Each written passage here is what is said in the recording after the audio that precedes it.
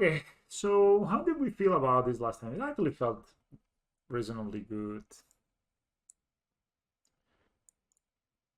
I could also see instead cutting a snakeskin belt for a third welding jar. Or the third steel overseer. But actually snakeskin belt felt very good. I think the deck in general felt pretty tight. I don't know what I would change.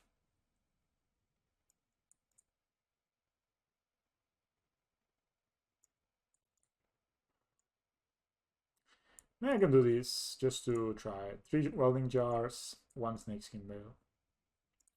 Small changes, you know.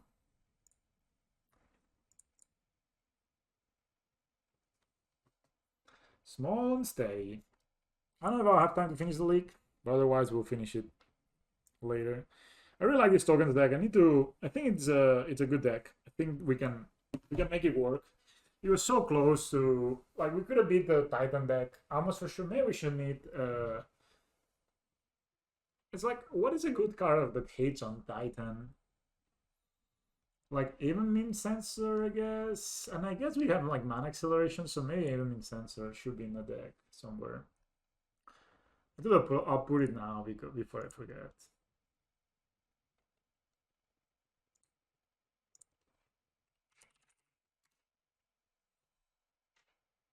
I think we should have a couple of these. I don't love having 4 champions in my deck. I don't know. I'll leave it like this and we'll figure it out. Let's play some scales, boys. Everybody loves a good scale. 19 trophies. These guys are abusing some kind of bug though, so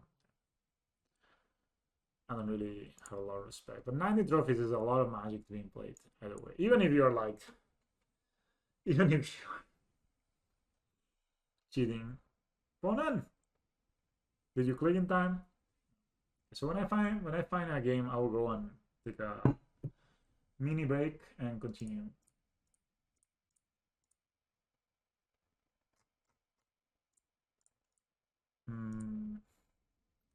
We're actually extremely close. I mean, the first bar match was also kind of brutal how they did it. You know, they always had it all. But the second one, they didn't have it all the time, and we were able to beat it. It's fun. We're right back.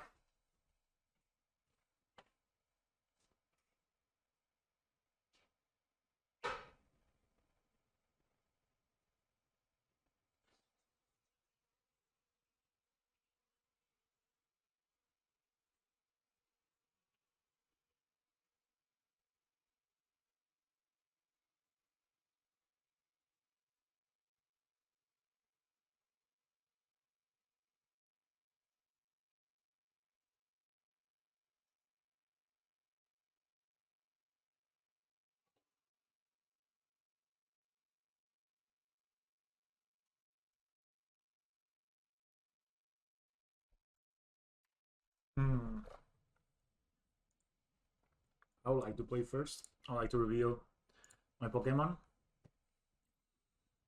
I like to say keep. I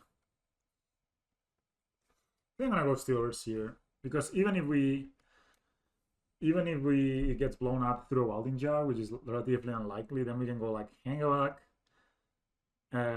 with an Auraborn backup, and you can make a 6/6 Hangback turn 3. That seems pretty good. And then we just need to find a sack outlet. So even though we take 1 point of damage, I think this is the way.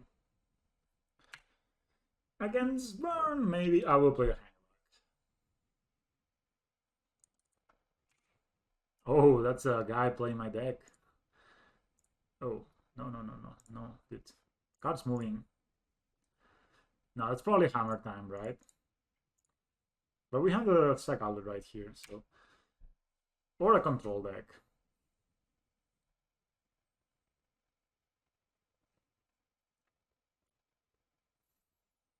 No, there's no hammer time, it doesn't have Lurrus. That's true. That's blue. That's white. That's a Stoneforge Mystico.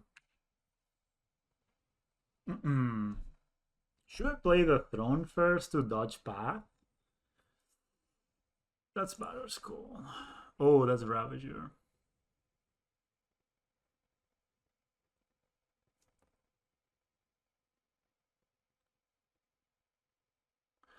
So you play Throne of Death first. Then I can dodge path. I'm guessing if they had path, they could have path this guy already, right? So maybe it's better to just go YOLO, as the kids say. Maybe we don't even. Maybe we don't actually need to put the to move the counter.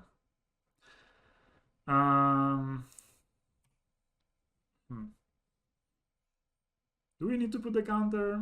We actually don't. We pass. I am. Oh.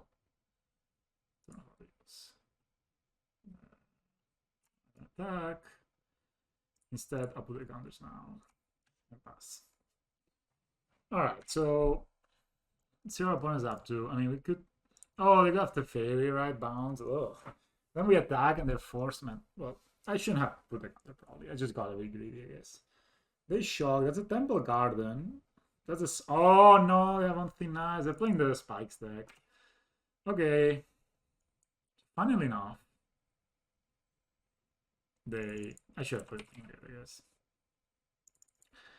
Well, I mean, this is still a. Oh, let's have a second on thin ice. This line is important. Line could be good. They just attack with a thing. Yep. I don't think they have. Oh man. Okay. Play Ravager. Damn it. I should just play the Throne of Death there. That was a mistake. Didn't know exactly what I was against. If I knew this, I would probably have just, not done what I did.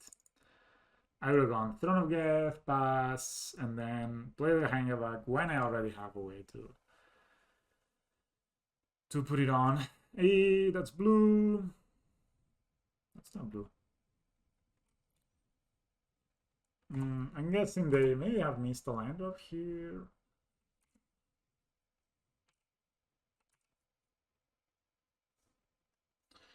That's an Inkmoth Nexus. I could get a Lurrus back in my hand, but I think I'll do that next turn. So if they tap out, they are dead, in fact. I mean, unless they have a Path to Exile as well. I mean, if they play 2 on Thin Ice and Path to Exile and Druid exiling against our deck, that's pretty bad. But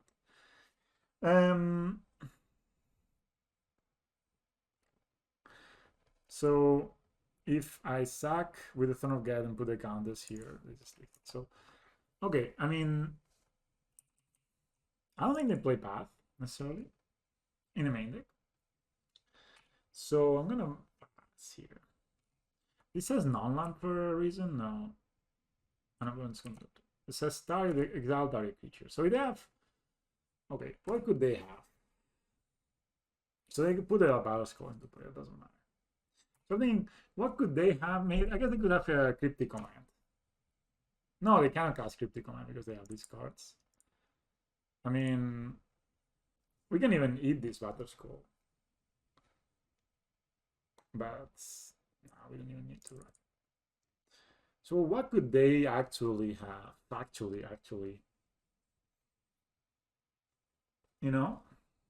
So if they like play at the Fairy Time Raveler, try to bounce, do I go for it?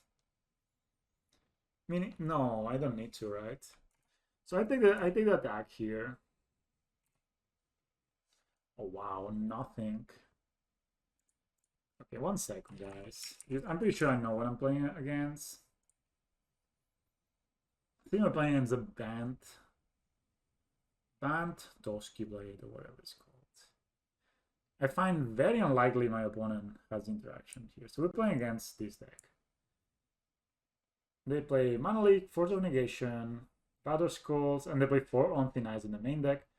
They play Spellqueller. So they could actually have Spellqueller here and then block it. But still, that's a blocked thing. And then, again, that means that they don't have a way. I think, dudes.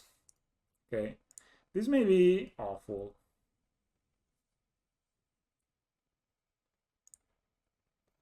Like, awful. But we can always, like, Galuri in hand, right?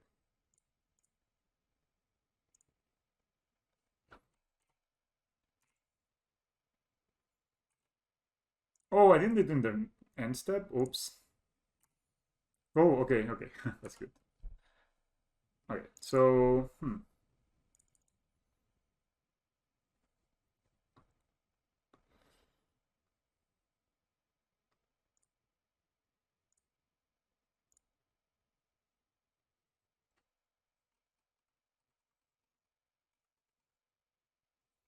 They mana leak this, they're dead. So...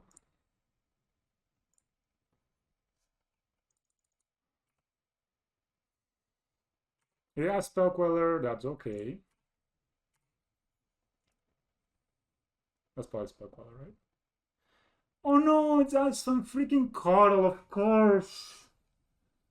Of course. It has Death Touch, right? 1, 2, 3. I forgot about Size Funk. I mean, it's even in the deck list, I just didn't see it. We're not playing very well.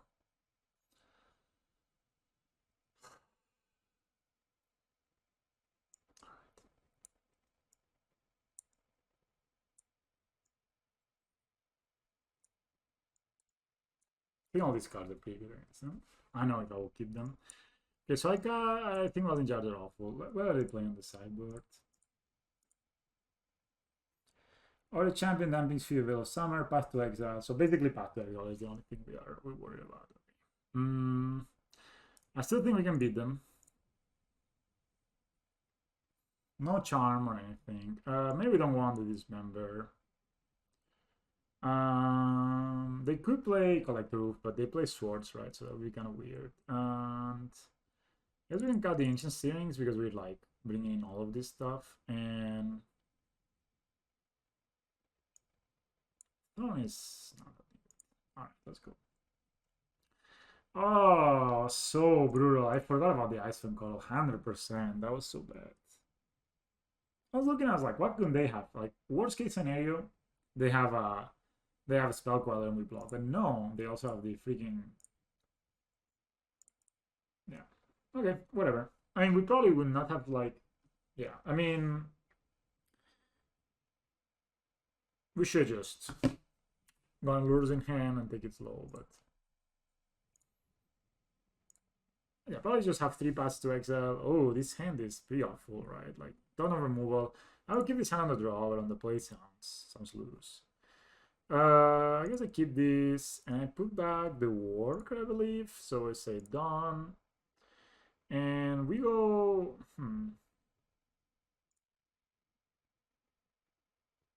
Hey, this is fine. They force it, maybe. Oh. Close. Set up blind. Pass. Okay, that is Unrework or Enigmas. I think we're gonna play these and Steel Overseer. So if they path it, they could Unthin Ice it as well, which is very good against us, by the way. I remember now what I wanted to change in there. I wanted to play a main deck Radiant Fountain. So we play this guy. Next turn we can even attack with Ingmats and keep Fatal Push up in case we want to kill the Ice Fang Coddle. Even though we actually just killed the Ice Fang Coddle while blocking. They probably have a Stoneforge Mystic here. So what I'm gonna do is probably just kill it and play Ravager. Sword of Fire and Ice.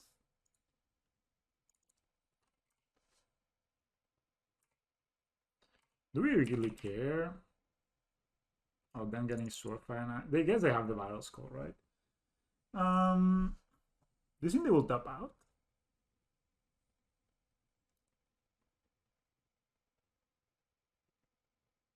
Yeah, I don't know. Let's see. Oh, that's a Ballista.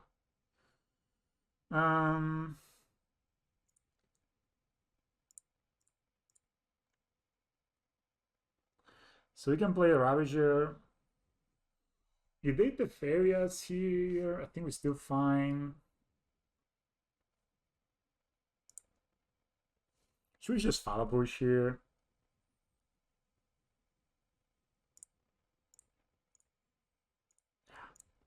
That kind of forces them to make a play, right? Actually, maybe it's better to play Ballista first. But I think we just let it. We let it go. And we have Ozolith now, which is much better than. So they could have a Quaddle here. They could have Quaddle Path to Exile.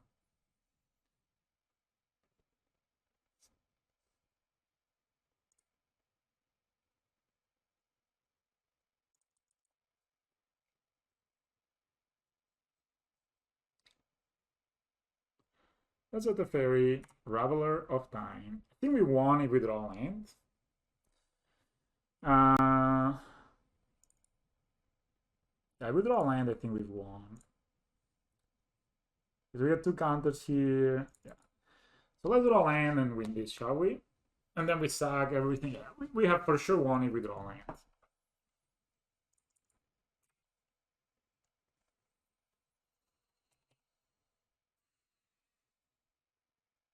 There you go.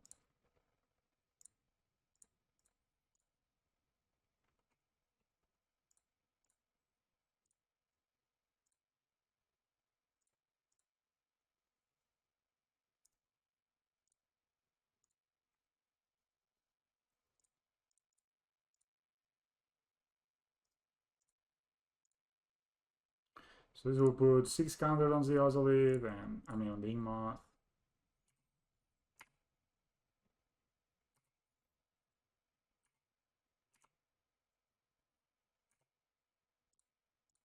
One in the I hope he misclicks plan. Alright, this time around we got them. Alright. So nice top deck from us, a land. You know, so it's pretty good. I think as long as we have Follow Push, we don't really need to play Gem Razor in this matchup. Throne, yeah, Throne seems actually pretty decent. Animation, just the things is like, maybe we just got do like this. Sometimes Magic doesn't let you sideboard, which is really annoying. Also it was great there, obviously, but on the draw, the game could go longer. Yeah, let's go like this.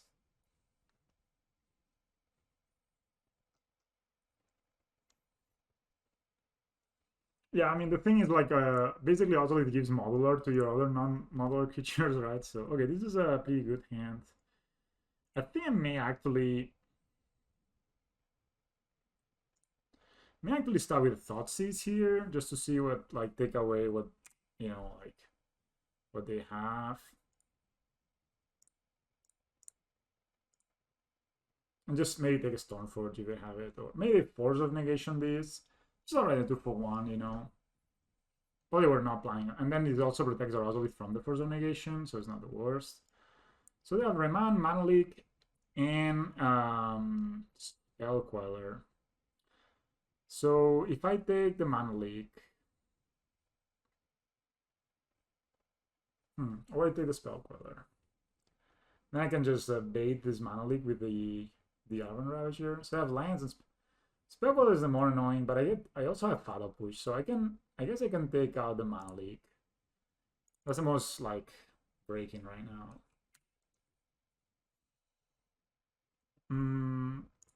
Of course, would have been better to play the Ozolith and then just whatever, but that's fine. That's fine. They have Remand and Spell Queller and lands. And now they need to play probably the Misty Rainforest. Yeah. That's another land. So they can Remand this, and that's okay. So we're just going to play the Emote Nexus here, play Ozolith. If they Remand it, they draw a card, but that's whatever. And then we just pass the turn. Next turn. So the thing is, we know the hand is completely reactive, right? So they just look for Hallowed Fountain. Yeah. Because they already have green pool and green. So they play Temple Garden and tap. So we know they're holding a Spell Queller here. And we have a Fatal Push. We don't have a way to trigger a bolt, though. So I'm guessing the best line of play is just to play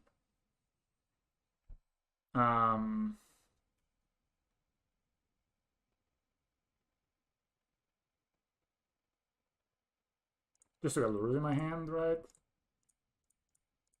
They even shocked for this and they didn't get any value, right? So we actually have a lot of lands. So yeah, even if they... So now they have Remand. So they did play... Oh, they actually drew this first stand. So their hand is Spell Queller, Breeding... Like they have these 3 cards into Unknown. Interesting. We could actually get a Lurrus here, like a...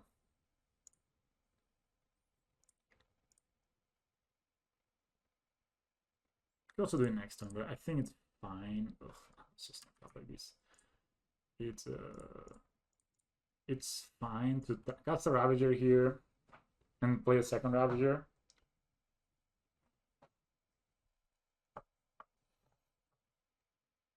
They remand. Okay, but if they remand, I mean they could. That means they don't quell, right? So I just play the Ravager again.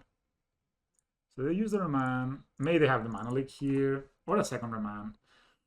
You know, it's bad, but it's not the worst. Okay, they do another mana leak, sure. So I have 4 cards, and yeah. I mean, they could have mana leaked that away, I guess. And remand the other one. I mean, they didn't know, of course, I had a second Ravager.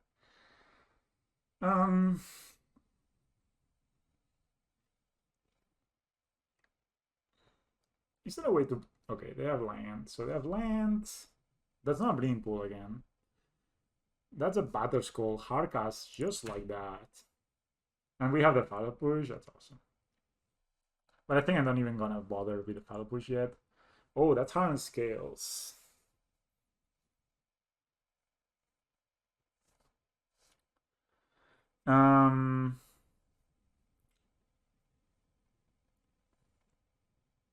I think getting Lurrus into Ravager sounds pretty easy here.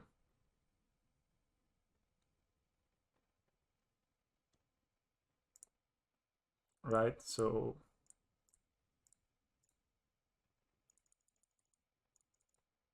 I mean, they have a Spell Queller and a Breeding Pool and another card, but basically it is a 2-for-1. Next turn we can play the Scales. Okay, they may have a removal spell for the Lurrus, but already we got value, right? And then if they tap out, okay, that's a Breeding Pool untapped. I don't really care about the 4 point of damage here. Green. So they play the Breeding Pool. They have 3 cards left in their hand. The Novel Hierarch. Wait, they even shock this? Okay. 4. Toski. I have 1 card, and that's a Spell Queller. So this last card in their hand is a Spell Queller, that's for sure. Oh, I think opponent didn't play very well here. So I can actually... So they attack for 5. They get Exalted Trigger. So I can play next turn. I have 6 mana available. I can play Scales. Right? Just don't want to draw them to draw a card. So I can play Scales next turn. Right. Then I have 5 mana still. Activating Moth. Return Ravager. That's a 2/2.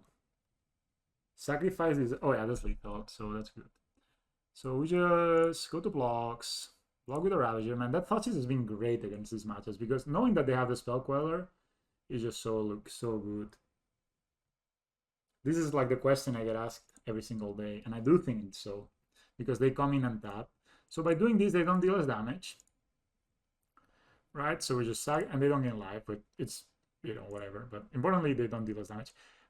Yeah. I could have blocked with the Lurrus as well, but...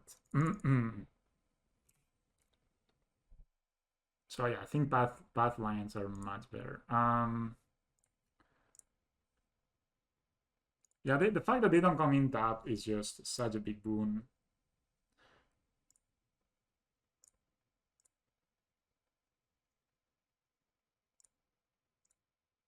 Also, the fact that my opponent has died to Inmoth every single game. It's kind of hilarious, honestly. Even the first game I messed up and I walked into a into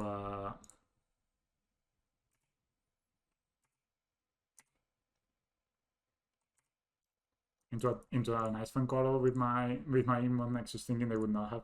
I know their last coming hand, by the way, it's a spell queller, so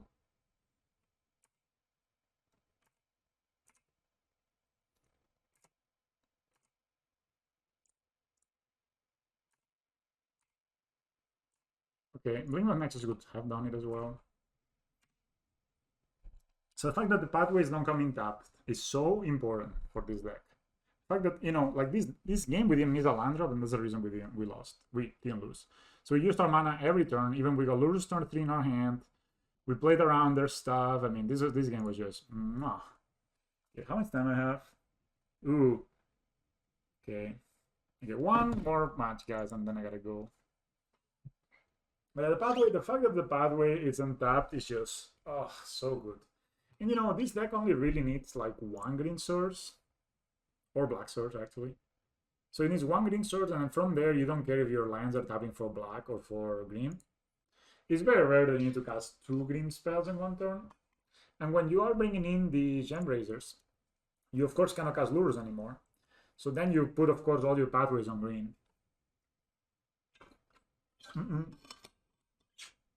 No, my opponent didn't know. But I also had a lot of information thanks to Sausage, right? I don't know what this was. Top bunk, follow. Thank you. Appreciate it, mate. I'll give this hand. I mean, it's a bit slow maybe on the draw, but it has a lot of good cards. My opponent doesn't want to cast spells. That's also fine. I'll compensate my Tab Lantern one. That's a Silent Cling. It's a Ravager. Okay, we're just gonna play this and not pass. So my plan here is I'm gonna play Scales. The turn 3, I'm gonna play Walking Ballista. Hopefully I can make it survive with Welding Jar. And turn 4, I'll play Ravager. Put a million counters on Walking Ballista and win it. Oh, it's a Humans deck. Don't freebooter me, bro. Don't Meddling Mage me, name them Ballista. Ugh. Brutal. Let's see what they name, though. But we have Fatal Pushes and Dismembers in our sideboard, so we should be ready for this matchup. Hello, Taiga Style. How are you, man? They name Walking Ballista. Oh. Nothing we could have done around it, though, so. Alright, so. Play Scales. And we pass. And actually, 4, 6. I mean, let's see what our opponent has, but blue, green, blue, no, red, I guess. That's a Mantis Rider. Okay, that's a turn to Meddling Mage. Backline Scales today. I played the tokens deck, it was great, but didn't win. So, no, I'm not gonna grab, please.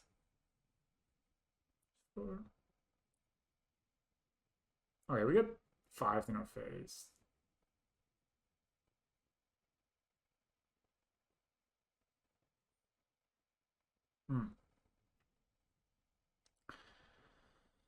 Ha ha ha ha 4, 6 comes here, 7. That's an 8, 8. 1 is 9. So back since today, back. Oh, that's good draw. So that's my plan for this game. I will cast this card.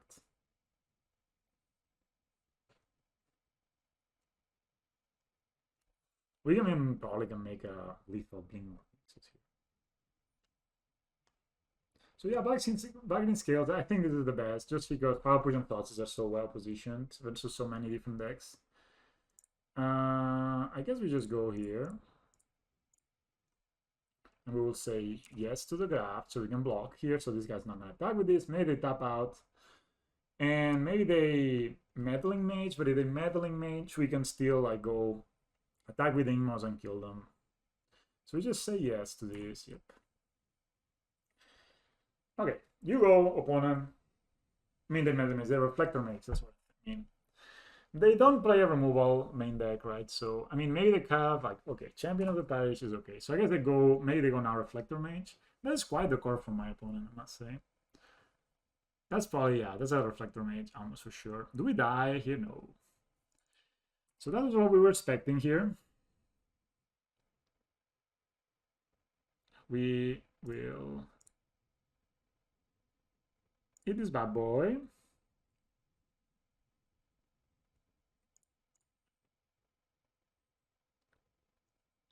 And now, because we sacrificed it, the Meddling Mage stuff never goes through. So we actually can play the second Ravager now, which is good. And then they actually need to block here, so this is also good. And this is, we're gonna take 5 again, go to 10, but then they need to block with the Mantis Rider, 2 cards left in their hand. And maybe hopefully we win. Yeah, they do have to jump to the Emoth. That's a good thing of drawing the Ravager. Yeah, but Reflector Mage, that I did exactly what I did because I was playing around Reflector Mage. Maybe the only thing I shouldn't have done is to do the, you know, all right, so here, I mean, doesn't really matter.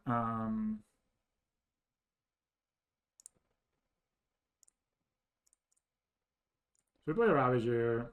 So now they need to chomp, so we take an attacker out of the way, right? And I would have liked actually to have the...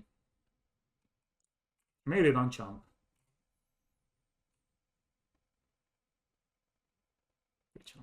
I should have, actually there was a mistake. I should have kept the Llanowar Reborn trigger for this guy so I could have a 4/4 here. But maybe it's fine just to chump block with this guy, especially the attack with the Meddling Mage, because we also have Ballista. Yeah, so that was a mistake. I should have had like a 4/4 Ravager here. If they have another Reflector Mage, this would be 3, 4, 5, 7. Oh, they have another Mantis Rider? What a rough boy. Man, you got it all. So that's a thing. So they could attack with all of this. They have another chomp now. Opponent is on fire, but I mean, we are fine-ish here. They don't attack? Okay. So the problem is this is 3, 5, 8. So I'm pretty sure I'm dead if I don't block this turn, but I can also block next turn,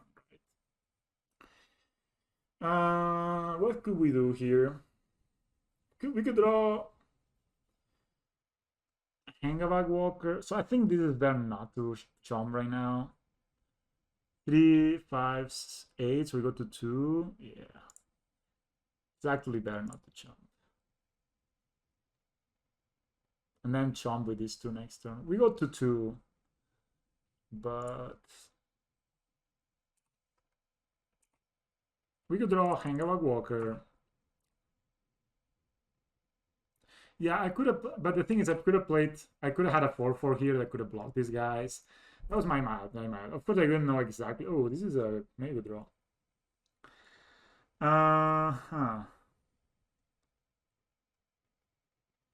No, there's no way, right?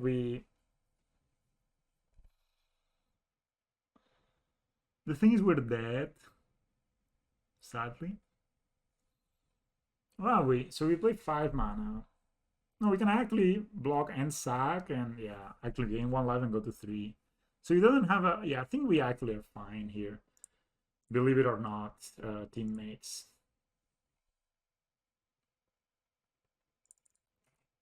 So once again, they need to block. Yes, exactly. I can survive with 1. So they need to block again. I mean, if they have a 3rd Mantis Rider, we lose. If they have a Reflector Mage, we lose. If they have Phantasmal Image, we lose. I mean, there's a lot of things we lose to. But definitely the mistake was to Llanowar Reborn into it. That's just... So we can play these. We're going to play it as a green. Well, we're going to play it as a green, but we play it as a black. And we pass the turn.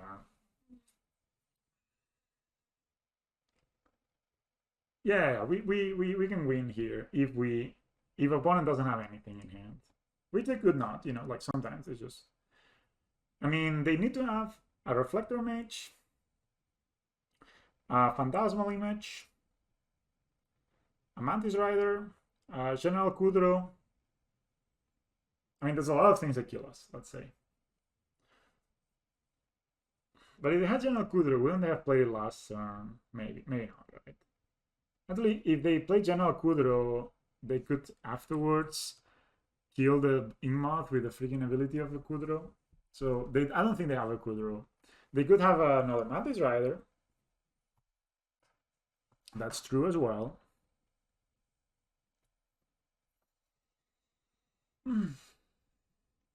So I was planning to play Radiant Fountain instead of this Phyrexia score, and actually could have been pretty good here. Because I feel like we need some kind of help versus Burn. Burn is just everywhere these days. I mean, my opponent tanking gives me the thought that they may not have anything. I'm guessing what they should do is tap the, like, draw from this, see what's in here. Yeah, I know, but like I haven't really used the core as like outlet like at all because I don't really play. You know, against counter career, I think it's a bit too narrow. And like I mean, it happens sometimes. It's really good. Like I love Phyrexia score. I just think that the burn matchup. Freebooter, just play some. I mean, Freebooter is also kind of bad. No, don't tell me I have another Reflector Mage. Freaking asshole.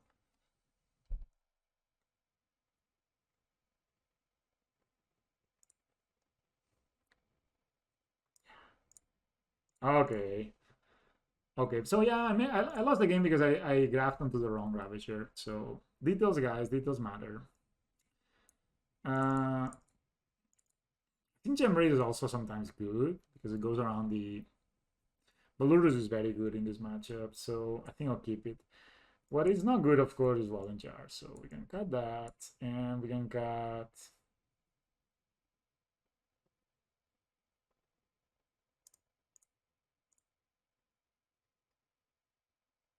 Cut on steerings, I think. Yeah.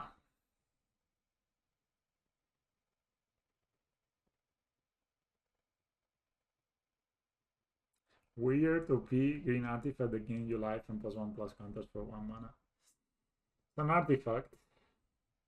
So, but we have an enchantment that does something similar. Oh man, if I had done this correctly, I could have I could be at 10. I could have been at 7. So then even well, maybe we were dead anyway, because they would attack with 4. No, we were not dead actually. Ooh. Arasta the Endless Web, wow. Wow. That's doesn't give you counters and it's a 4 mana play, so okay, we'll get to resolve our these. I mean they do play the asshole. They do play the oof. Yeah, I mean, if it made like servos or whatever or topters, if it was like Arasta, the mechanical spider, they're doing this. Oh yeah, I love this. You gotta love it when this happens.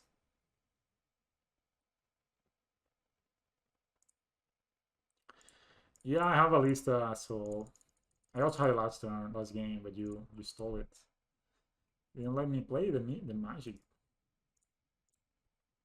So we kill this, so then kind of go turn 3, like turn 2 something.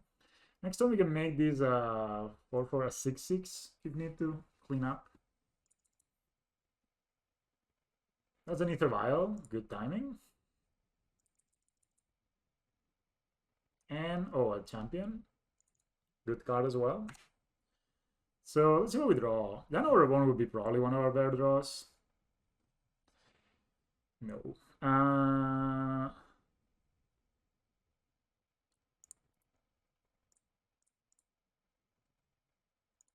So I'm gonna do something here.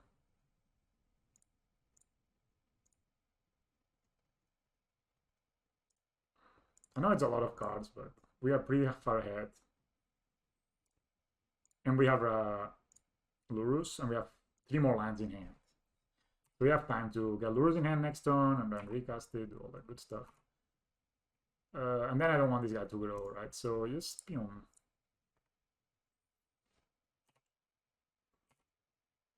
Anyway, the Reflector Mage, we can ping, ping, ping.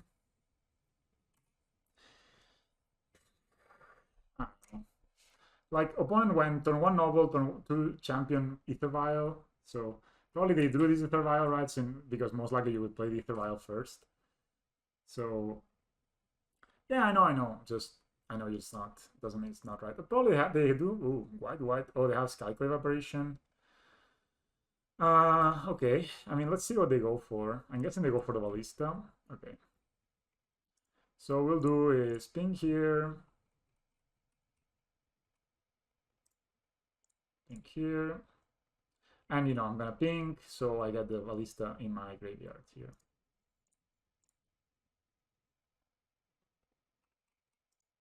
Maybe I didn't have to actually sack the land. Maybe it would have been better to not sack the land. But also, this put more pressure on them, right? So, that's very close. And we have Lurrus, as I said, so... Also, we could draw, yeah, another Ballista or whatever. Nope, nothing. So, we're just gonna play... We're gonna conceal the fact that we have a black mana for Lurrus.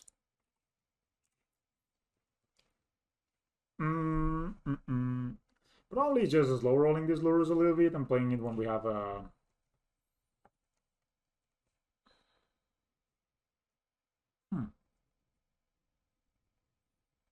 Opponent has a land in play.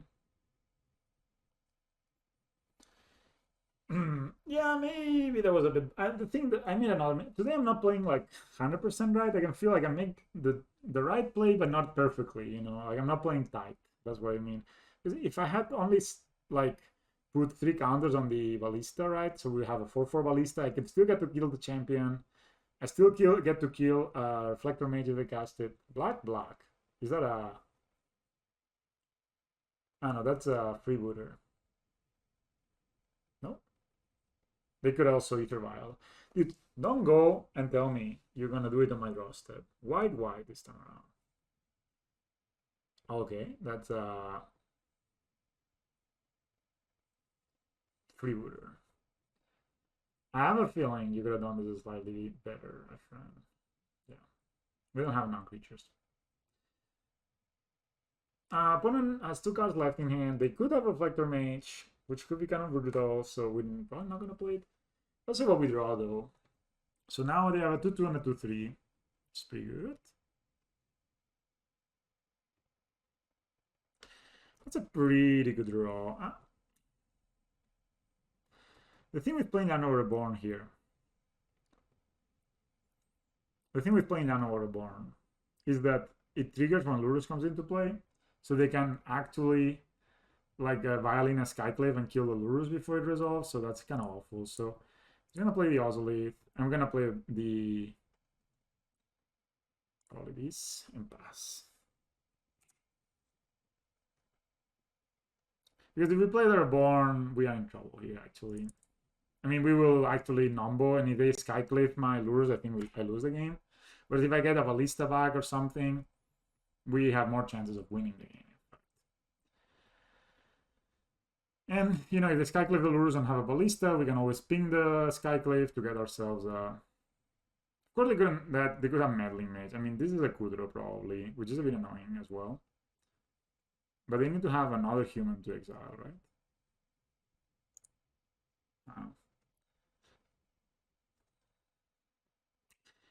Yeah, definitely the mistake was because I basically set myself back 1 turn by sacking the Blink Moth.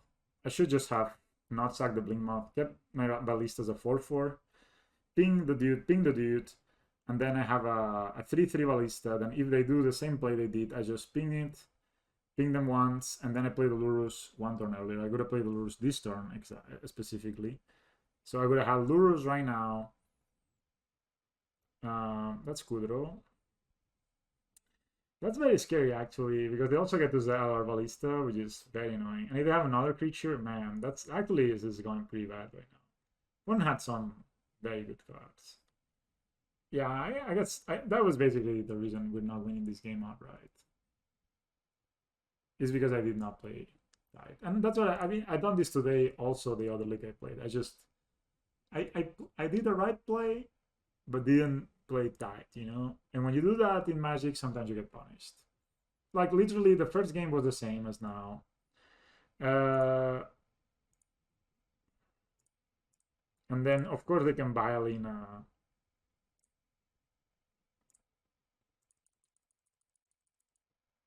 they can bile in a human, like it, and... yeah, at least, and kill the... I mean, I guess we get to cast this anyway, so they cannot really do that. But they could Skyclave us. Okay. We pass here. I mean, we can still put counters on this guy. Oh, they have a Skyclave. Holy shit, man. Okay, opponent had to have a lot of things, and they had it all. We go to 12. This is 4, 7, 10, 12. We need to chomp too. I think we're there, actually. Man, okay, like a slight play, you see the big difference there. And of course, the opponent had to have double Skyclave, but... so they have Reflector Mage, and the last card is Reflector Mage with that. It's Phantasmal Image, so... oh, they just copied the Skyclave. Oh my... dude. So brutal. Look at these, man. After we killed both their 1-drops. Wow. So I wonder we will be getting...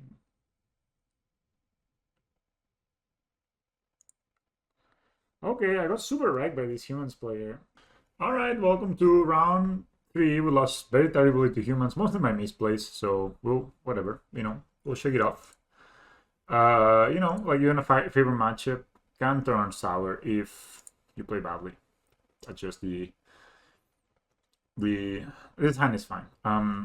It's the story of the game. So we can go turn 1, emission model, turn 2, Gunner will make a servo, turn 3, we can go like Walking Ballista, make a servo. And then we can Throne, sack the Welding Jar. There is a plan in this hand. We'll keep point mulligans. I don't know what they're playing, but this is a good defensive start because you make a servo and you block the like 2-drop, or if they have haste, you block the 1-drop. Scales is not a good deck, but okay. So even more now, we wanna. Oh, that's a Scales. What do we wanna play? Animation Model or Scales? So they go. That's a choice, indeed. We actually have Throne of Geth to proliferate the Chalice of the Voids. So you can play Scales here. And then follow it up with Ballista. But I kind of like playing the animation model, and then if anything we could proliferate the Chalice. Yeah.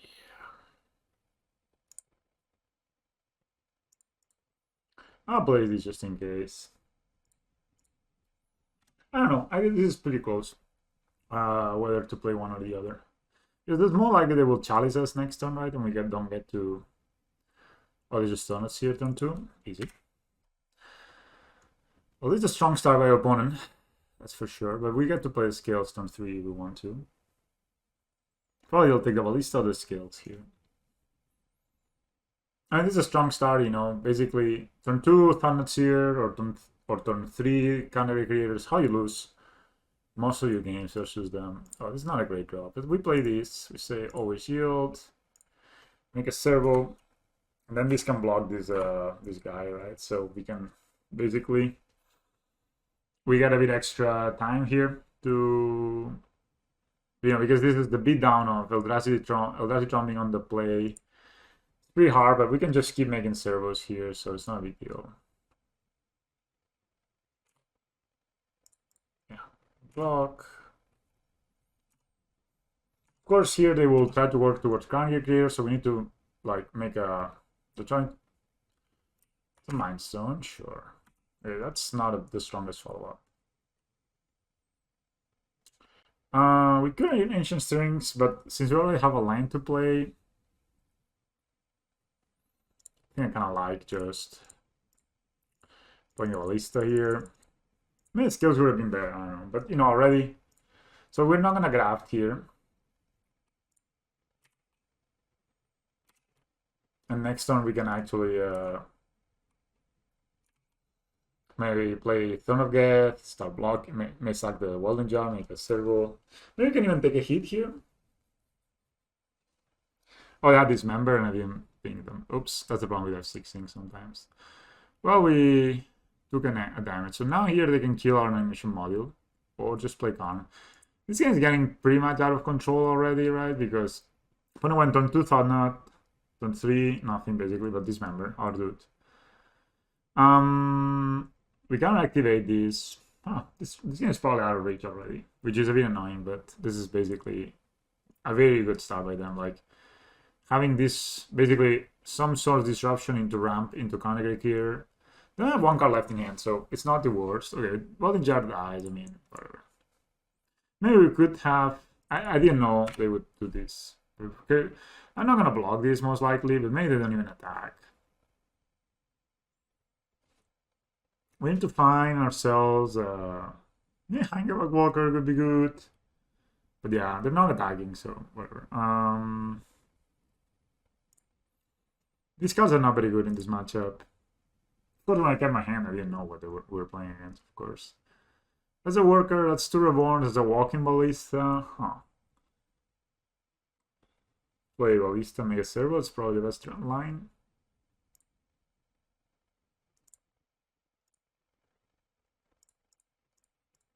We still don't have ways to cast Lurrus, but it could be the card we put in our hand next turn. Again, I don't really see a point on grafting here because we anyway can't activate it. So if they minus, they can't, and if I graft, oh, I can still Pendelhaven, so that doesn't really matter, right? I'm not grafting. So if they minus, they cannot attack, so probably plus on something maybe, and nothing. But yeah, I really want to get maybe... Okay, so they do get something. Sky Sovereign, okay, so they get a boat. And this can be crowded, right? Crewed by that. So they probably just kill a Ballista. There you go. I mean, the game is not that it's... Ooh, that's a very bad draw. I think I'm right to back in. So we're in 3 game 2. Thank, man. E-Tron. So we definitely want the Gem Razors. I don't know if we want. I mean, I think this member is decent against them. Not the bomb. Maybe I could play even the Lurrus main deck. Follow Push is kind of bad. Maybe some amount of Thoughtseize could be good, but I don't want to play too many 1-drops. I think this member is actually better. We can got Gem Welding Jars here, no problem. They like don't have anything that actually destroys. And we can cut 1 Steel Overseer just because it's such a bad card against Conagric Creator, right? Sounds okay. Alright, that's definitely not the dream what we are witnessing here, but sometimes you win, sometimes you don't win.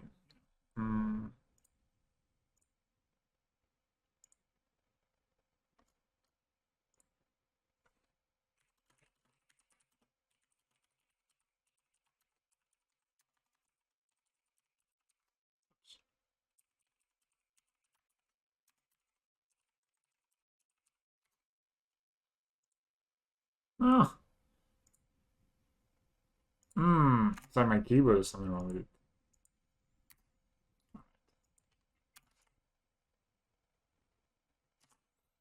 Okay, we're on the play this time around. This hand, oh, this is an ugly hand.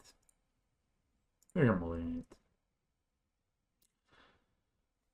Okay, I'll keep this. Probably put the scales back.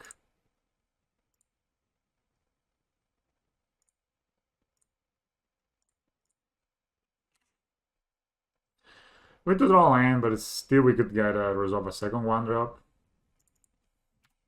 for the chalices. That's a land. Okay, so what I'm gonna do is play all my 1-drops out before they get to it chalice me, right? This is not such. This would have been a pretty bad hand on the draw. They could have a Tron here next turn. But they probably have just Chalice. Maybe they just have Dismember.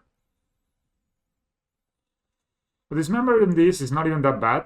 I mean, it's actually really good for us because then we replay the Hangabag and put 2 counters on it. And the Sorcerer's Spyglass, sure. So they see our hand. I see this card more and more. I don't know how I feel about this. Wouldn't you rather just play Beating Needle? I don't know. I'm guessing going Hangback here. It's not the best card ever, but it's a card. So even if they go like Karn next turn, we have a chance.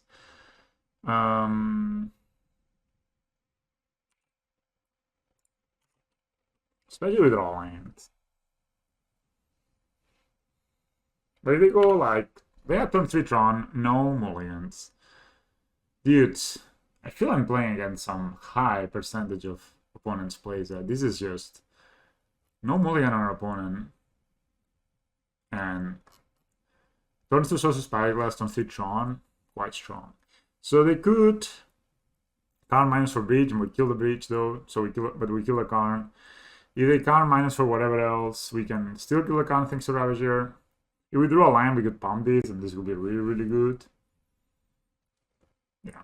Lion Gem Razor is probably like the sequence that we would like of draws, because that would allow us to pump this, pressure the. Okay, that's a minus. Okay, that's not the worst ever. 6 and Bringer. So it says Endbringer deals 1 damage to any target. Target creature can attack or block this turn. Draw a card. It untaps each draw step. Sadly, we are not able to pump this good boy. But yeah, we're just gonna play Ravager out here. Oh, they named the Ravager, right? Ugh. Why did I mean, Jesus, man. Lately I've been playing so bad. Well, we can win next turn by drawing a land. You guys run Gem Razor and kill the Azorious Spirits. Unless they have, of course they have Karn.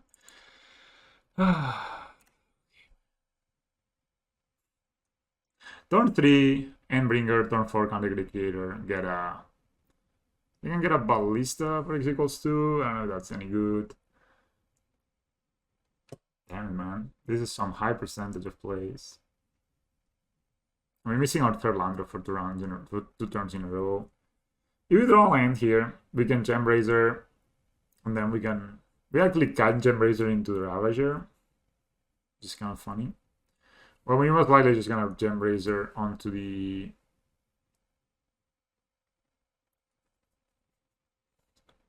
maybe on the work. Maybe we could even Gem Razor on, like, put in the bottom actually. Opponent really fetch fast, but then they were like, what do I get? They only have 4 mana. Yeah, we draw an untapped source, which we have 21 in the deck. We can actually beard our opponent here. I don't know how I feel about my haircut. Why is this so small? Damn it, man. Turn 2 Spirits, turn 3 Endbringer, turn 4 Counter Creator again. Well, game 1 was not again. But... okay.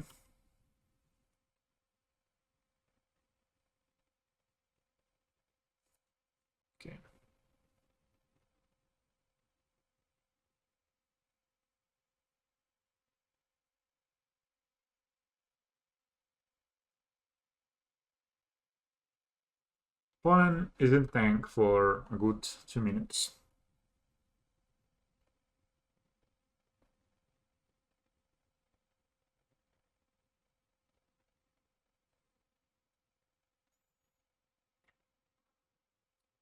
Opponent? Any choices? Ensnaring Breach. Alright. All of my creatures can attack.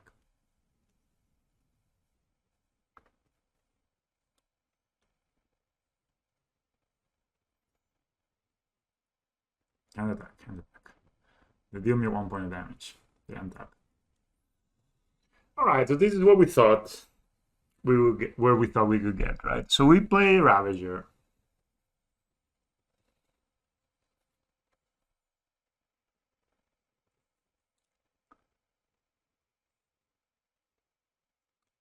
So we can Gem Razor into Ravager. Kill Azorious Spyglass. Oh, then we can attack. Ugh. Maybe we should Razor on the bottom of Ravager. So it says they mutate when a creature on top plus all abilities from the unmuted into it, right?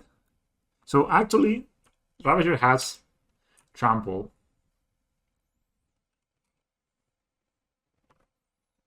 I mean, I don't know if this works like this, but I think Ravager does have trample. So we will go for it. I don't know, we'll try. I never put a Ravager underneath, but I think we need to do it. Oh, Karn also prevents us from activating. Jesus. Fuck. It's true. I think we just need to... We kill this.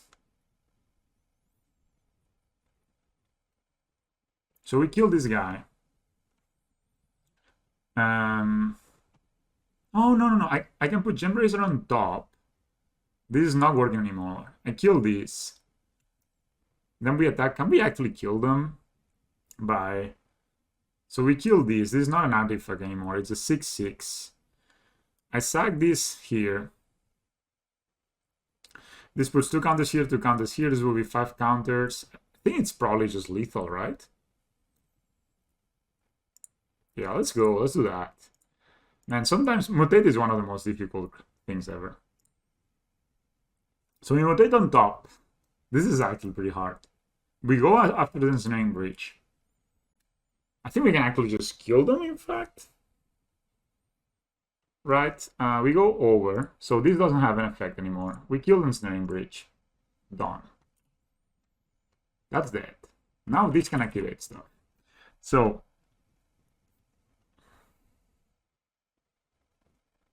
how big can this be? So we sack here. We put 2 counters over here. It's going to be a 5/5. 2 counters will go. It's an 8/8. That is 9, 18 counters. So it's a 24/24. So, okay. We'll do this.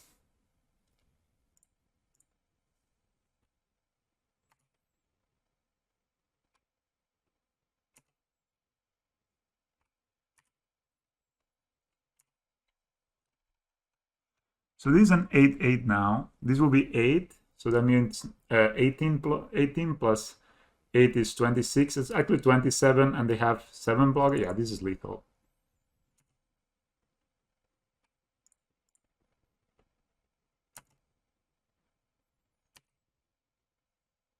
And we also something like this, yeah. Wow, I can't believe there is a line here.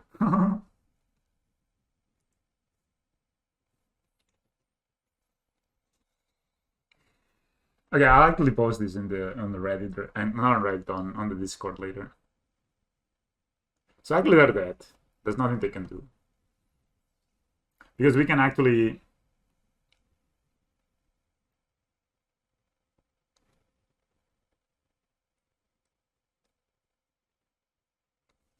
Yeah. This is lethal. This is lethal. Lethal. So Gembrazer does the thing.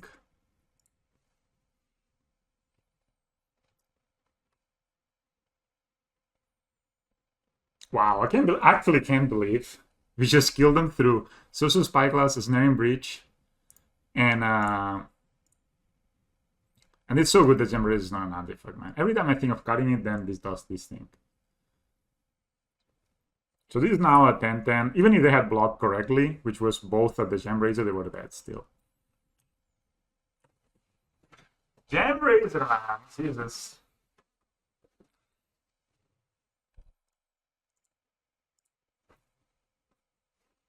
I had to tank for a bit, honestly. It was not that easy to find this line. But yeah, Gembrazer gets around the Social Spyglass. It kills the Ensnaring Breach. Yeah, it's great. So this is 18/18 already. Just gonna... Yep. Easy game, bros. Okay, game 2. Down. Now game 3. These guys are playing Endbringer. Okay, I really think the Steelers is kind of bad on the draw. I just want a follow push that I can maybe trigger to kill the Thought-Knots here. It's not great, but whatever. I really think the Steel vs. Seer is so bad in this matchup. Like Carnegie here, they always have Carnegie here. So we need to. Oh. Okay, that's Gem Razor. Let's do 1-drops on the draw, which I don't love, but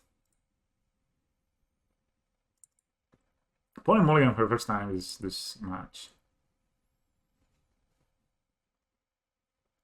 Thoughtseize is I don't want to Thoughtseize them. Like I could Thoughtseize them, maybe. I never tried Thoughtseize versus Eldrazi Tron, but I feel if I Thoughtseize is a card that gets dice to Chalice, like well doesn't die, but you just not, but you don't win the game. Let's see if we can play all our 1-drops next turn. I'm playing Scales this time around. Like for example, if they chalice me now, which they will. There you go. So now if I had Thoughtseize in my hand, they would be do nothing, right? So that's why I don't love Thoughtseize. By the way, this is Makings of Arcana, turn 3. Let's hide the double green so that the Gem Razor is safe. Let's see if they don't have a... We could play Throne of Geth, but I really think if we play Ravager and it sticks, then we can kill this Chalice and his life is pretty good. That's thankfully not a... Maybe it's an Eldrazi. Oh, a Spatial Contortion then. They got us. It's okay. Okay. I'll play Ballista.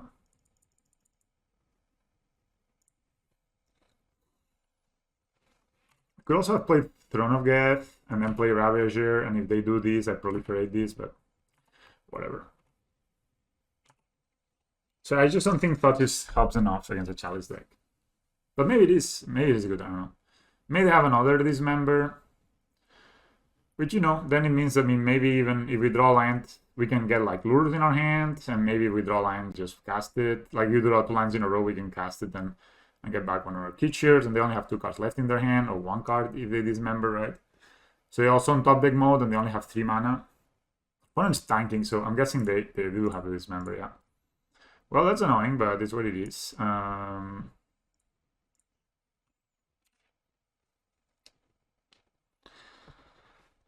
So opponent has 2 cards in hand, 3 mana. They cast the Mind Stone. They can cash it in, or they don't. Okay, Inmost Nexus is not about draw.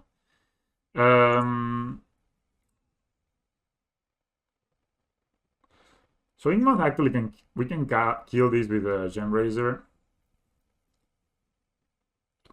We don't have Lures in hand, damn it. I guess I could just play the Throne of Geth, attack with the Blingmoth Nexus, right? And if they have a removal here, I can easily just sack this. We can even sack the Throne of Geth to proliferate this, but I don't really see that as a great option right now. I mean, I should play Throne of Geth turn 2. No Lures is true. No Lurrus. So they have 1 card. Is that the... Oh, that's a Rally Smasher? Yep. Okay, that's a good card. That has 0 cards, so this was a top deck. Or just top deck the line. I don't think I'm proliferating this yet. 0 withdrawal.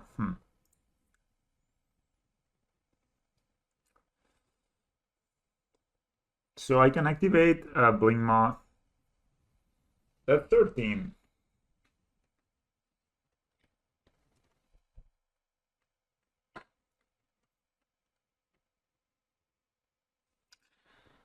So I could sack a Blingmoth, proliferate, play Worker, play Animation Mode, play Worker. But I don't know if that's that good.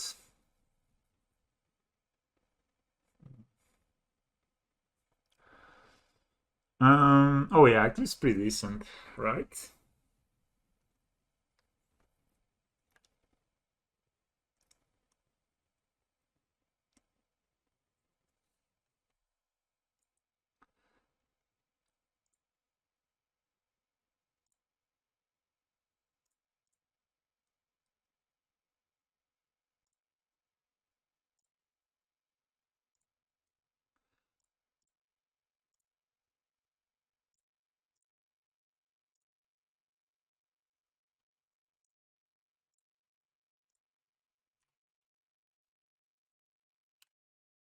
So we can pass here. Maybe block and make a servo. They draw. Sure. So they have 3 mana right now, and a Chalice on 2. That's an Eldrazi Temple. Hopefully they don't have. Oh, okay, that's a 3 mana dude. Sure.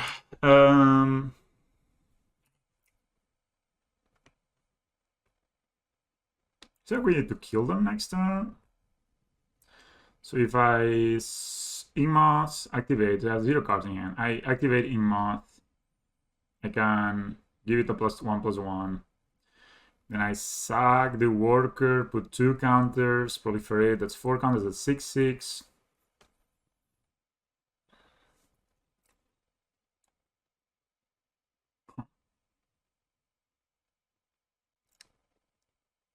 But blocking.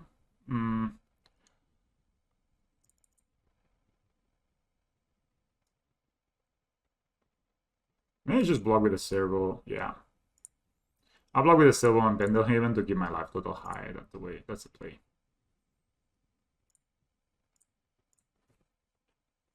Pendelhaven coming in through here. Take 2 only. Oh, Azorious. I think this may be lethal actually. So let's see. We animating Moth. We sack here. 2 counters go here. 2 counters go on the Inmoth. And then the Inmoth will be a 3/3. No, it will be a 4/4. We proliferate to 6/6. Yeah, this is lethal. That's the nice thing of having proliferated this. So we activate here.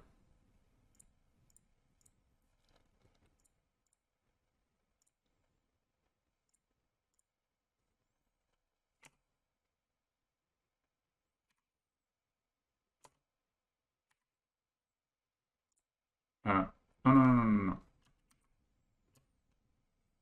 Wow, I almost stopped the freaking proliferate here, here, and here since we're at it. Done.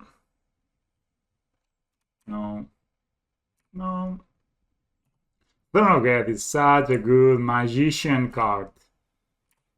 Opponent didn't even see it coming.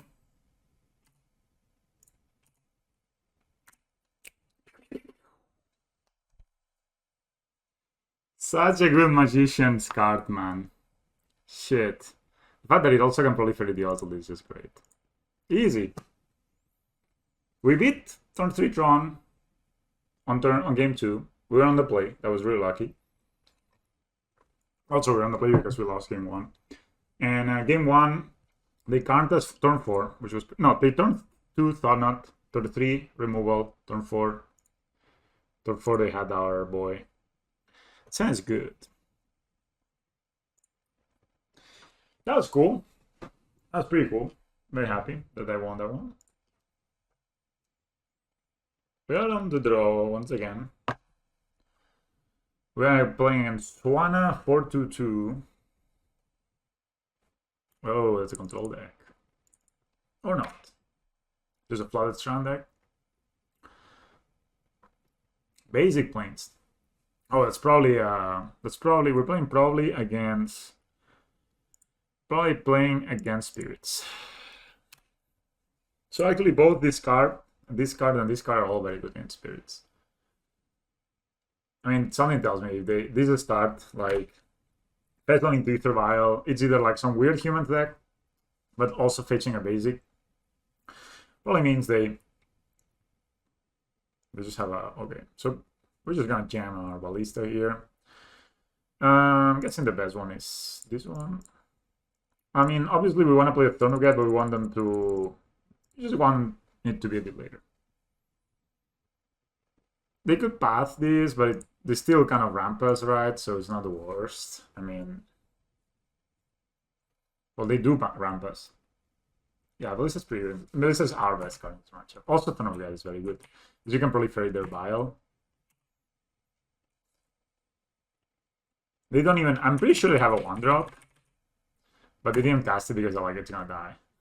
So probably they will play it and then respond. If I pink, they will respond to the trigger, which is relatively smart, I guess.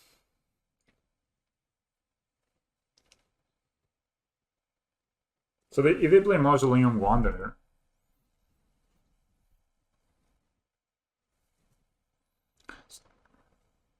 yeah, they're probably flashing a Lord, so there's no point on us pinging it now.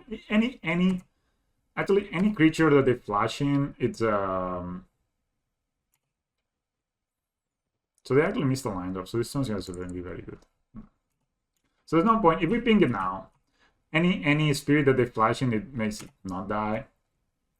Oh, it's a second Throne of Get. But we can do is we can play here.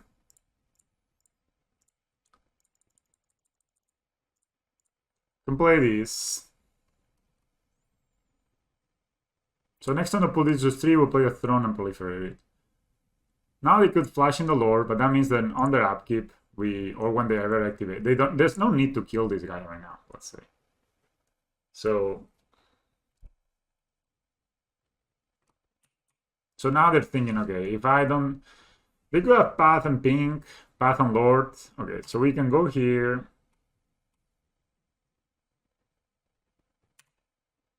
And you know, like, if they don't want to flash in the Lord, well, that's the one less card they have, right? I should attack. Oops. Yeah, I should have attacked. That was a mistake. But now if they tap this vial, then we just ping it, right? So and next turn we have Throne of Gate and basically lethal on board, so it's pretty decent. We can proliferate twice, so this would be 4/4, this would be 8/8. And we can proliferate this away. So we'll probably do next turn is we'll play Throne of Geth. If they don't proliferate, if they don't activate in response, then we will play a second Throne of Geth. If they don't proliferate in response, we will proliferate. They could have this Hesper Lord, but I don't care. Like, okay, they play a Lord now, or a Rattle Chains, or whatever they want to play. They could have Skyclave Apparition. That would be kind of good. That's a Lord. So they obviously have another dude here, right? So I don't really care. Yeah, you get points. Cool.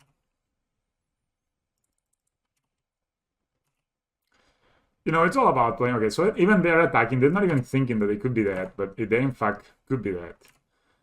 If they actually are dead, if we get to proliferate this. So this is how we're gonna play this. We're gonna play first Throne of Geth. Then we're gonna cast a sec. Oh. Okay, so anyway. Play Throne of Geth, number 1.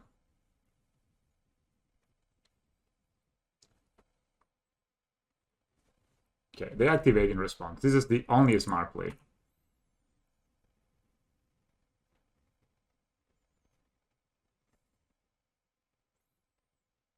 They could have Skyclave Apparition. They do. They do. That's tough. They go after this guy.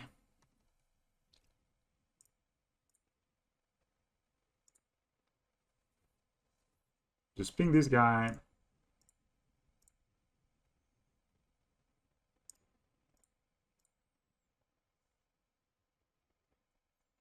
So I can ping this guy or I can ping this guy. Let's make some math, right? If I have 2 Thrones of Geths here, I can proliferate twice. This would be a 6/6. Then there's no way we can kill this, right? So I think we're going to play a Scales and proliferate 1, right? So there's no point really in killing this guy right now. So we can just get the card advantage and just ping this guy down.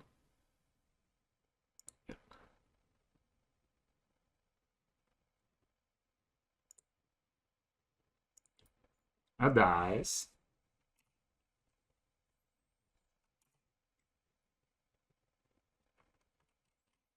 And then next time we can double proliferate. So we go here, we play Scales. And we just attack now. If the log is better because like 1 card less they have.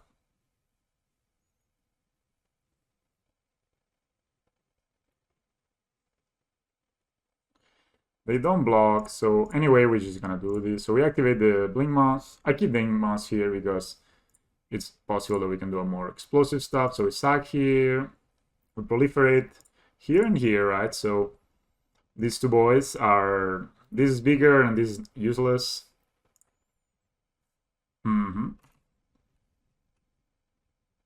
And they just concede. Easy.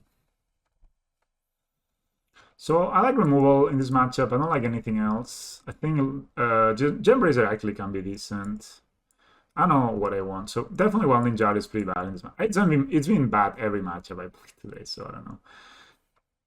Initial module doesn't seem to be too good. All of this is good. So I think, I'm gonna cut the Gemrazers. Maybe bring in... I mean, Thoughtseize doesn't seem the dream, right? Animation model is just very bad. Welding Jar... do they play this enchant or something like this? But maybe just Gembrazer is better than some of the other things I have, and Lurrus is a bit too slow. So we could cut like Ancient Stirrings and a Steel Overseer on the draw, and bring in the 3 Gembrazers. Yeah. Also, Gembrazer killing...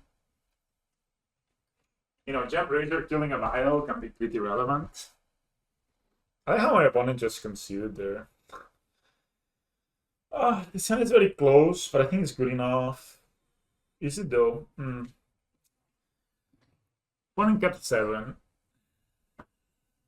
We have a Sack Outlet. We have an Azorious. Any green mana turn 1 makes this hand great, so I'll keep this. Because we have blockers, we can Gembrazer away a dude. We of course need to draw greens. It's not a green source. Just gonna go ahead and play the Azorious then. Still, I think it's decent, this hand. I think it's a good hand, yeah. It's not amazing maybe, but if we draw green source now, we can play Gembrazer turn 3 and destroy the Vial. Sounds pretty good. Turn 4, probably. No, turn 3. And then we have a 5/5 that blocks. Clearly opponent playing kind of the same opening as last time. But one of the important things we learned in the last matchup was, which is actually very important, I think a lot of people would not have picked up on it, that they went Vessel into Ether Vial, and this is the only deck that plays that. I think I'm gonna play a Hangavak because I think that if my opponent has a Path to Exile, I'm very happy. Very happy. And if I play a Ballista, and they probably can play around it because it's only a 1/1, right? So if they go like Mausoleum Wanderer, Path to Exile here, we are super happy. We get to get a counter here. They do nothing with their mana. So their hands are stacked with powerful spells. The 2 and a 2, I mean, they could have Skyclave, but again, we keep the counter. That's pretty good. Yeah. Throw of Get was amazing 2 games in a row, which is great. This Skyclave, maybe Skyclave the Ozolite, honestly. This guy, we counter on the Ozolite, that's fine. So if we draw a Ballista, a green source, there you go. We can play Scales, Ballista, put a counter. That's kind of nice, right? And then the next turn we could play Hangavak, put all the counters on the Hangavak, and sack it even. That sounds pretty good.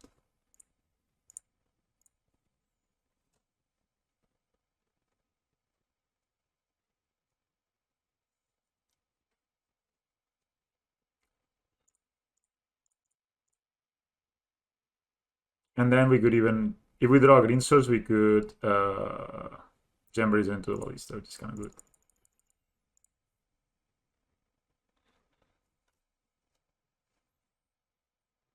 Maybe they play a Lord here. This will be a 2/2 plus 1, it will be a 4/4. That means we can kill a Lord. And I will most likely kill a Lord. If they pile in or they cast another Skyclave, well, that's just not the best, right? But so that's probably a Lord they're gonna play. Or a Rattle Chains. I would be super. Oh, it's a Phyrexian Revoker. Very good target for Gembrazer. You can Gembraze this boy away. I guess they can name Ballista now. But,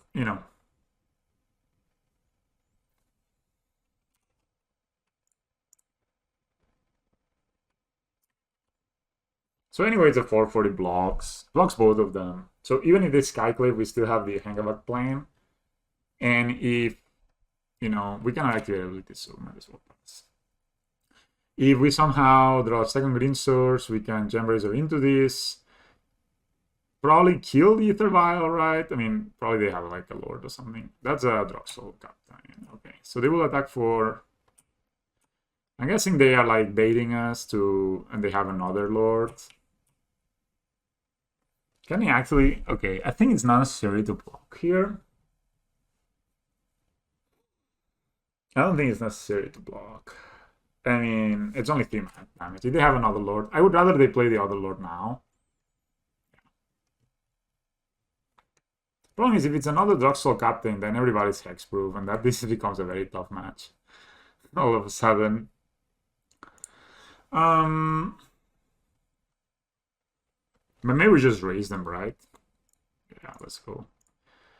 Let's raise them. I think we don't die next turn. We can always ping this guy down, right? So this will be 10 damage next turn. Yeah. Gonna put it over, of course. And kill the vial. So we slow them down. This doesn't matter. We can always ping it. Back for 8. Next turn we can play Hangavak. Go over.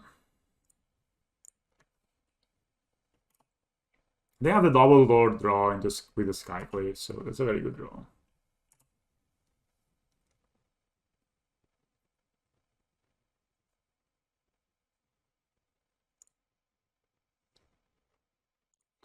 And that actually easily fell next turn, so... They chomp.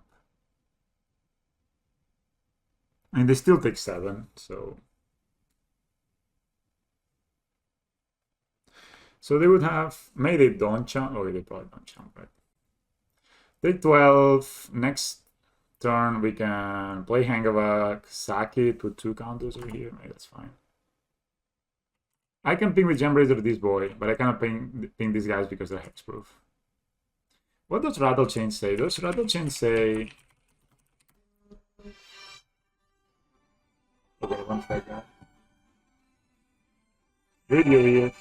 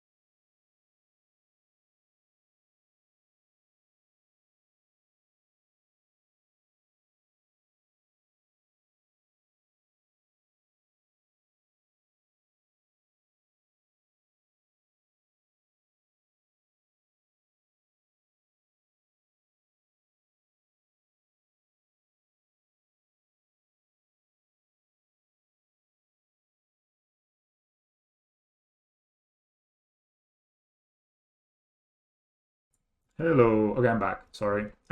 It was not the King of Arabia or anywhere. It's just my girlfriend that she's traveling to Taiwan. I don't know if that's too personal, but she's traveling, and for work, not for pleasure. And her flight, I mean, there's like 7 flights in the whole day, and her flight got delayed, which makes no sense, right? So that's kind of annoying. But yeah, Gem Razor does work around needle effects. So yeah, you can dodge needle effects by putting Gem Razor on top of a ballista, which is pretty cool. It also worked in the game versus Eldrazi Tron, so Gem Razor it keeps being impressive, you know. Like every time I play the card, I'm always like, I would like to play Nature's Claim. It's an instant. It's better than Stormforge, and it is. And then you just cast a Gem Razor, and you just realize the flexibility of both turning a creature into a non-artifact, giving a creature +4/+4 and trample, and destroying an artifact, and changing the name of a creature, and you think, okay, man, I'm sold, you know. What is this hand, man? What is my green sources? Magic. I guess this hand is even alright without this, so we'll keep it. And with this, it's like, oh, we draw green, then we are golden. But yeah, her flight got delayed, and she needs to now fly for. I mean, she's supposed to fly to Amsterdam and then fly to Taipei. And opponent mulligant. I guess we just play Welding Jar. This hand is good, especially with draw like another one drop or something like that. You always want to play your Welding Jar before you play your artifacts, so you can protect them. I know it's basic, but shit, man.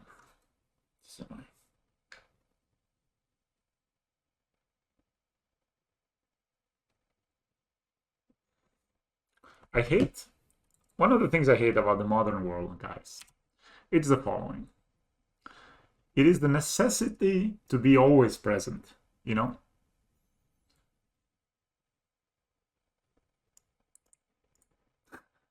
Okay, yeah, I'll tell you.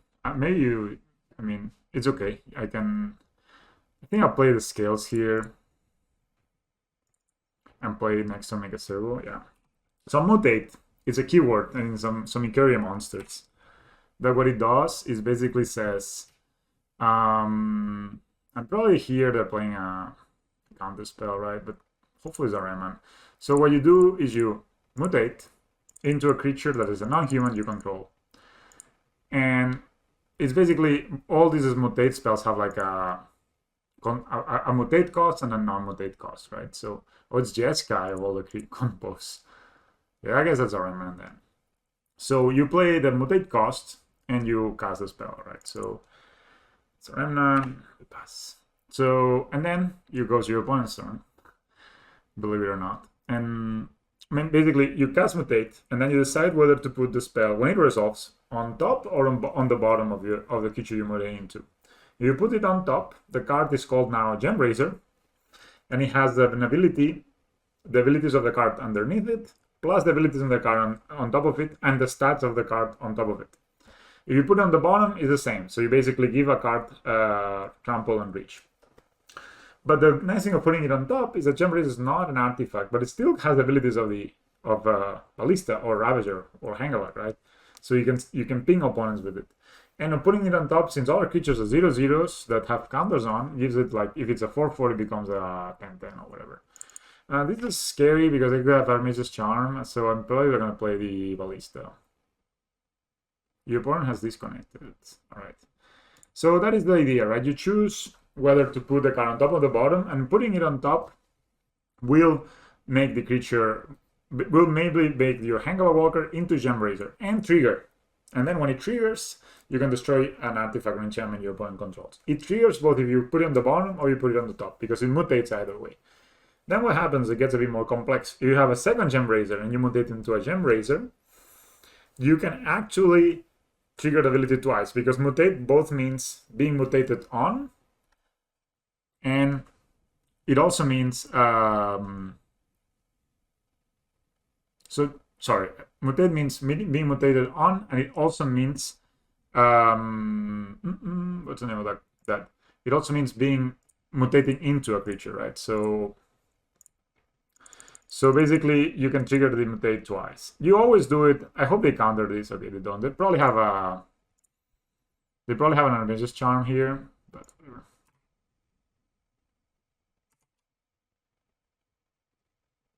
I mean, I would rather almost they steal this. I don't know if I do, but they'll probably just steal this now with their Adventurous Charm. Or maybe they'll draw two, who knows.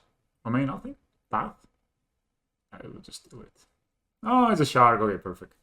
So we're in good shape here. So yeah, that's what Small Today does. Sorry I got it.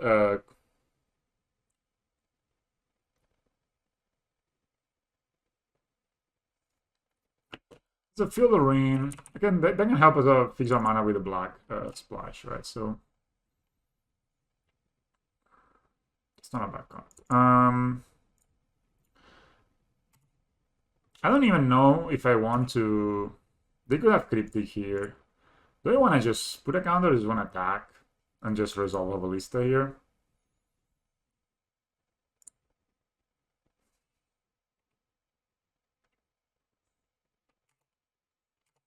I wish I had played the ballista instead of the Hangover.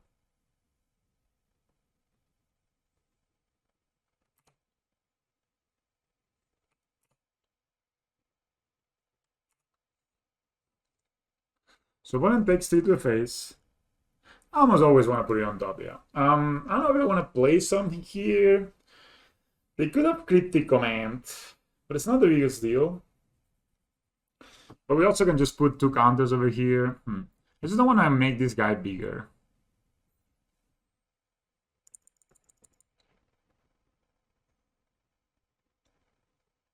I think they want to Feel the Ring me here, so what I'm going to do is I'm just going to go ahead and play Walking Ballista here. Maybe they have Cryptic and that's bad for us, but I almost always want to put it on top. But some instances you want to put it on bottom because you cannot sacrifice a Gembrazer, for example, to a Ravager, because Ravager does say, ooh, they could have a Supreme Verdict here. Ooh, that would be pretty bad, actually. I mean, we can always Welding Jar this, right? So, not the worst. But you cannot sacrifice it with Phyrexia Core, you cannot sacrifice it with Ravager, you cannot Modular into it. So the reason we do this, what we did here, right, is that we can actually animate this and ping it to prevent them from fetching a land. Is that too much of a 5-head play?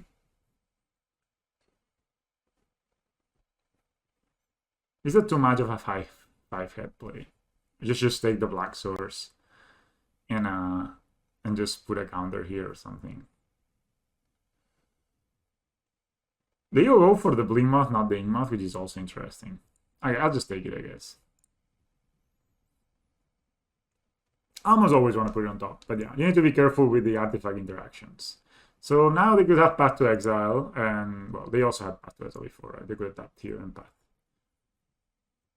So they have Lightning Helix. Okay, I'll just Welding Jars. They still can get live though, but we are. Yeah, and I'm just gonna hold on with the mana, see what I do. I don't like particularly. I mean, if they have a Supreme Verdict here, Supreme Verdict here, we can put 3 counters on the Hangavak. It looks like they have nothing, so I don't want to pump the Hangavak particularly.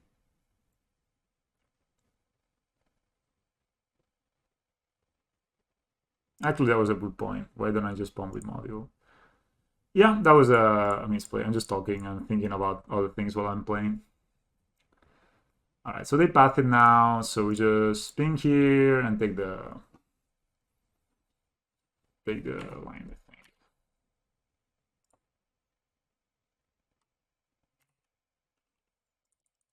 They cannot activate this, but it could Cryptic us, but it doesn't right now. That's a good draw.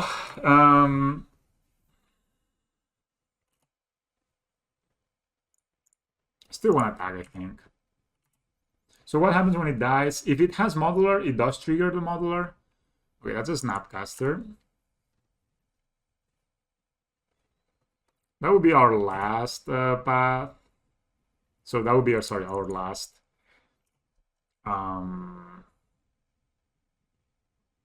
They block.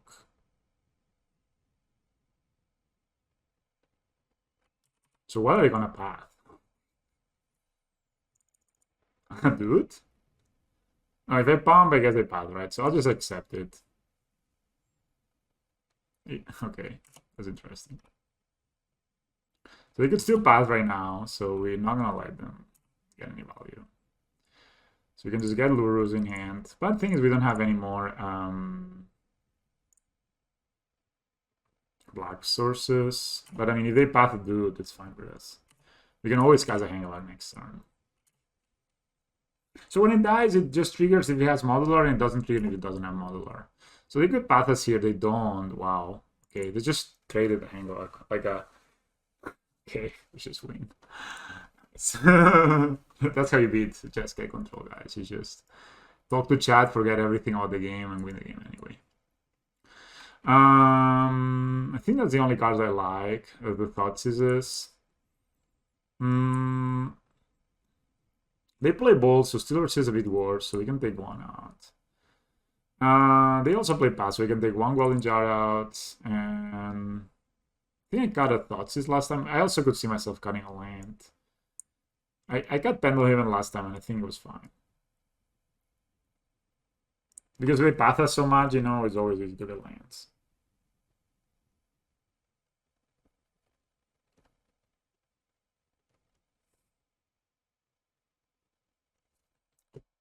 And we still want to have Lurrus in our deck. If they play Stony Silence, maybe there is a chance you don't want to have it. So if a Generator dies, it just dies. So also, what happens if the creature dies when Generator is on the stack? Then you just... So if you target the Hangalar Walker and they path it in response of the Generator, for example, then the Generator will come into the battlefield and it will be a 4/4 Trample Reach for 3 mana, which is not the worst deal. We'll keep this hand. This hand casts Lurrus already, which is really, really good. And yeah, I used to love playing mono green against these decks because they use Field of Ruin to fix their mana, right? So you can prevent them from doing that. So yeah, you will still get a 4/4 for 3 mana, which is again really good. I guess we play basics here. We play also. Let's say they force it. I may play the Throne of Gath turn 2 instead of just running my Hangalar into its death. I assume since they're playing Jeskai, they play a bit more removal and a bit less counters. I think I still want to play the Throne of Gath here. Maybe Remnant. They might like it. Okay. It's bad. I mean, of course, I like I love my Throne of Gath in this matchup, but you can still play Aggron Ravager and Worker next turn or something like that. Though, no, you don't get the mutate trigger because it didn't mutate into anything. Opponent misses a land drop. Interestingly, you draw well in jar. That's not the worst draw. I think I'm gonna play Worker. They could have Path here. Do I want to play Hangaback? I think so. I play Worker first because they maybe are somehow triggered and they want to path it. But pathing here would be really good for us because it means that we can get Lurrus in hand next turn and get cast it to drop 2, which is amazing. And Welding Jar is amazing against Bolt and Lightning Helix.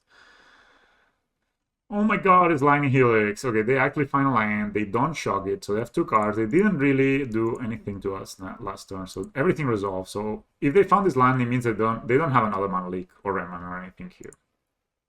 Which is good for us. That's a good sign. That's a missed line drop, but that's okay. We will just... Maybe they Snapcaster me here, but I mean, honestly, I don't care. If they Snapcaster, this Worker is... You know, Snapcaster for no value for a Worker of 1 mana, it's a good deal. So we will play the Ravager here. I don't expect it to get counter, but may our opponent surprises us with some freaking mind games. Okay, they actually do have it. Okay, I actually did not expect them to have a mana leak. Did they miss a line of purpose last turn? I don't know. Sometimes opponents just... I guess we just do this now. If they have the Armage's Charm, it sucks, but... So I don't get a mutate trigger, which is the worst. I just get Lurrus back in hand this time around and just hit them. Again, they could have... They could have indeed Snapcaster, but again, Snapcaster what, right? So we just they could have a Shark, also not the biggest deal. They path us. Sure, say yes. We take our Swamp. We get 2 counters on the Ozolith. Hit them for 1. We could play a Dude here. We could also just get our Lurrus in hand, right?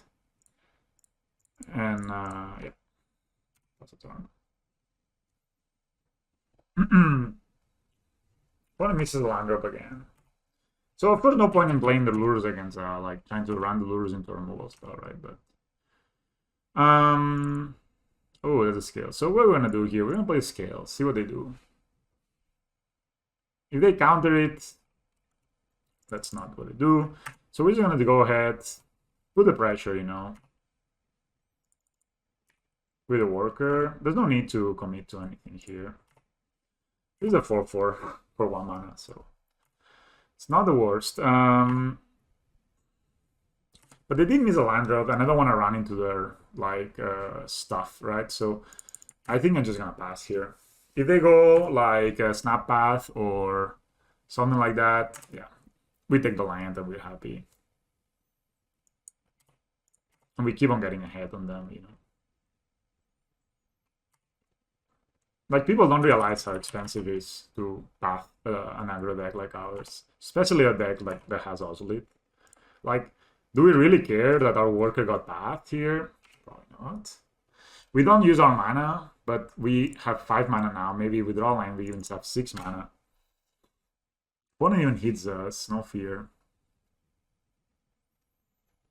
Yeah, so we can cast a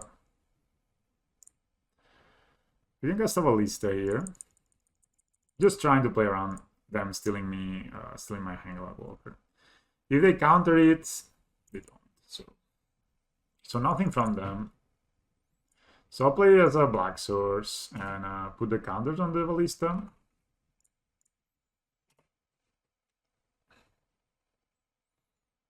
If they Lightning Bolt, we can pump it.